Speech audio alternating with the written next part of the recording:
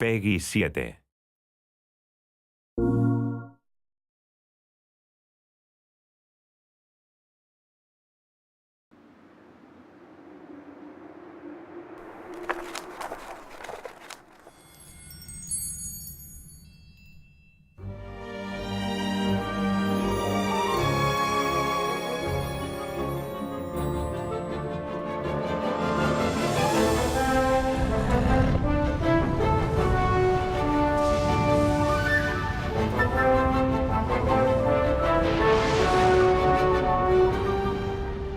In the beginning of the game, you're in the Hogwarts library, and you immediately meet this character, the Professor, who is hopefully like the best teacher you've ever had.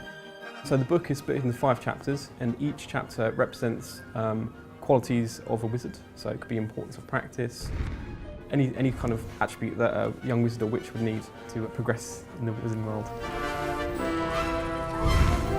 So once we had that kind of skeleton of these 5 chapters, and a theme for each one, then we tied in 4 spells per chapter.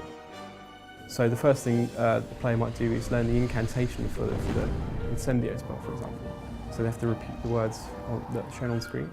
And then the next stage is to perform the gesture, which is a simple shape drawn with the move controller. And then they might go into a practice environment where they fight some magical creatures with this new spell. Once you've learnt those 4 spells, there's an end of chapter test, which will then test you on those spells. And that will take you through kind of many different areas that have tasks that require you to use all of the 4 spells that you've learned in that chapter.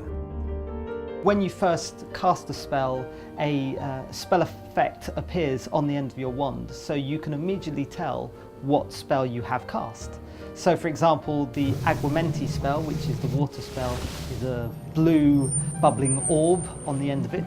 And when you pull the trigger of the motion controller, this orb turns into water spraying out from the end of your wand. You're also given backstories and histories to these spells, and they're played out within a paper theatre. I wanted something that was of the book, but was also quirky, funny, playful in itself. So I think what we've got now is some people have described it as a reinvention of the book. It's the first time that we've put the magic wand in your hand, we've put the spell book in your hand, and you get to be the one casting all of these really iconic spells.